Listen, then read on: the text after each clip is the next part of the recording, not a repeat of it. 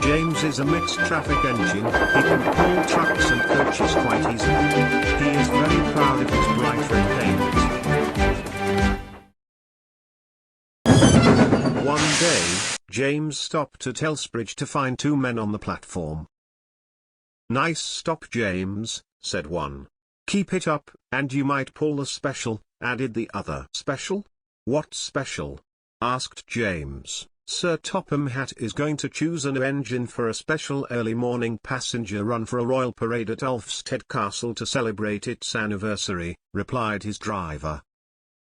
"I can make a journey like that 5 times as fast," replied James, "but that does sound very interesting." That evening, Thomas and Percy had been working at the coal yard all day, and now the two best friends are returning to Farquhar Sheds feeling very drowsy. James the red engine came into Toby's berth, because the old tram engine was having his worn parts and side plates mended. James had to take over most of the work on Thomas's branch line and was boasting loudly and proudly as usual. "I have been chosen to take passengers to the Ulfstead Castle parade for an early morning run. What do you think about that?" boasted James. Thomas and Percy didn't take much notice because James is unpredictably the one who always wants to be heard. They simply fell asleep while the red engine rambled on and on all night long.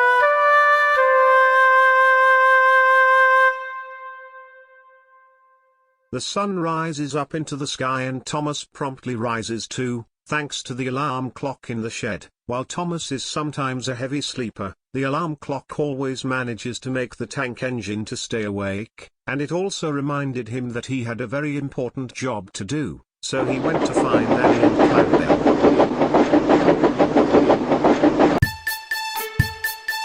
Thomas had to deliver passengers on the branch line to the junction. Once there, James will pick them up and take them to Ulfstead for the royal parade.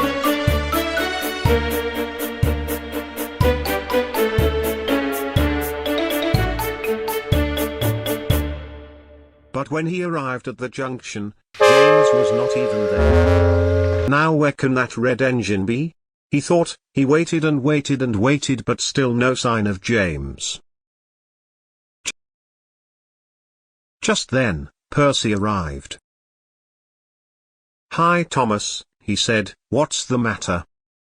"James not arriving is what the matter is," replied Thomas. "Maybe I'll check Farquhar," said Percy. "Please be quick Percy," said Thomas. "I don't know how much time we have left." Off Percy went, leaving a very impatient Thomas behind. When Percy finally reached Farquhar Sheds, there was James still sleeping in Toby's berth.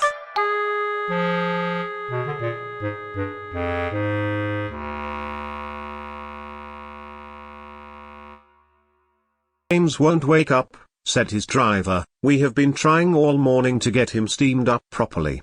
"I think I might try to wake him up," said Percy. Percy tried everything to wake the red engine up, like blowing his whistle and trying to pull or push him, but to no avail.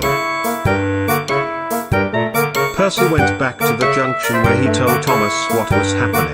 "Bother," said Thomas, "he must have overslept after boasting all night long."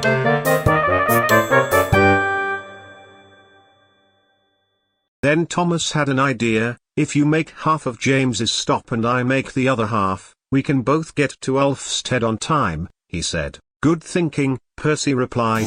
"Let's hop to it."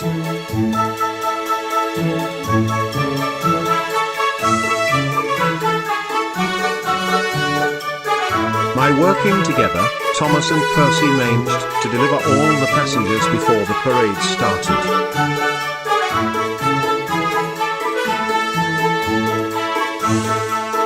Friends arrived back at Farquhar Sheds. Sir Topham Hatt was giving James a very stern talk.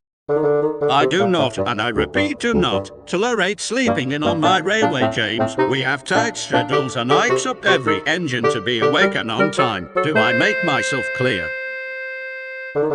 James didn't know what to say, but all he could do was sheepishly reply with, "Crystal clear, sir, crystal clear." And to make sure this doesn't happen again, I got you this. Sir Topham Hatt reached into a brown paper bag and brought out a red alarm clock.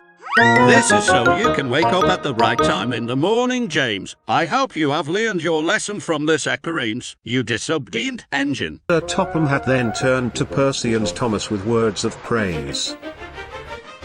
As for you two, I have heard of your planning, quick thinking, and you have been really useful working together, doing James' jobs while he has been indisposed. I'm very impressed and proud of you both.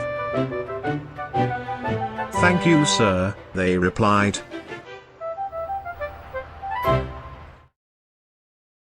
Sir Topham Hatt left. James relentlessly fumed.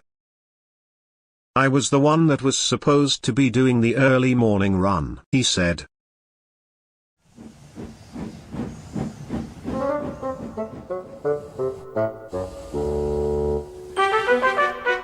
Well, James, said Thomas, it's true what they say, you snooze, you lose.